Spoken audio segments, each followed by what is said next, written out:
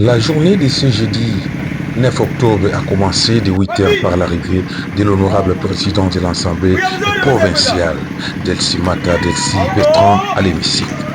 Accueilli par la police de garde, il s'est rapidement installé dans son bureau avant de se diriger vers l'hémicycle pour l'ouverture de la plénière.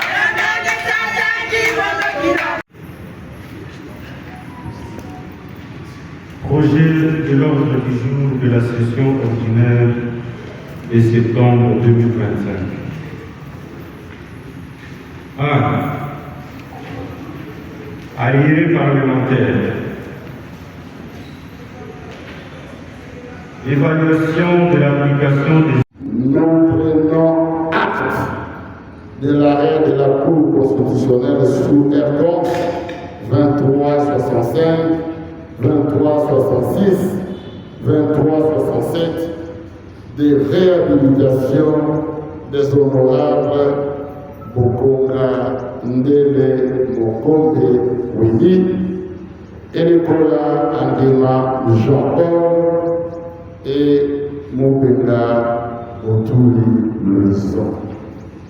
À cet effet, les trois collègues validés lors de la séance plénière du 7 octobre 2024, réhabilités par la Cour constitutionnelle, sont réintégrés et replacés dans leurs fonctions en qualité de députés provinciaux de la province de l'Équateur.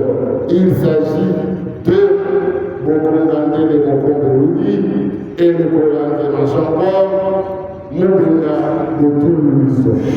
Par voie de conséquence, les mandats de leur premier suppléant, à savoir Messieurs Eale Lokemba Alain et Messieurs Balite Batongobe sont invalidés. Sur ce, la séance est suspendue. Cette plénière restera gravée dans les annales de l'Assemblée provinciale.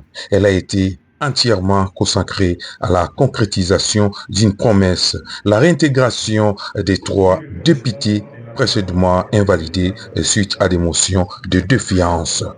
Cette décision n'est pas un simple geste politique, elle est l'application directe d'une décision de la Cour constitutionnelle. En respectant l'autorité de la plus haute juridiction du pays, l'Assemblée démontre son engagement envers l'état de droit.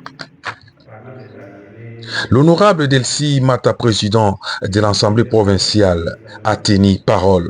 Rappelons qu'il avait promis cette réintégration après la validation du rapport de la commission PAJ.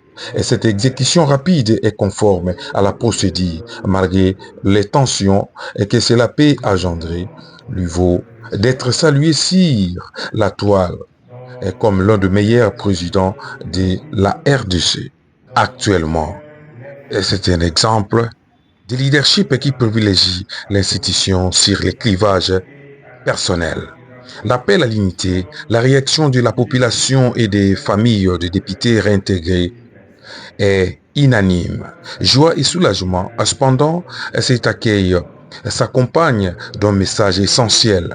Travailler désormais pour l'intérêt général de la population et surtout enterrer l'arche de la guerre. L'analyse est claire, si la paix était totale, à leur absence, le retour doit être un catalyseur pour une collaboration constructive et non une source de nouvelles divisions. Cette plénière marque donc la fin d'une crise institutionnelle et le début d'une ère potentielle de réconciliation et d'efficacité au sein de la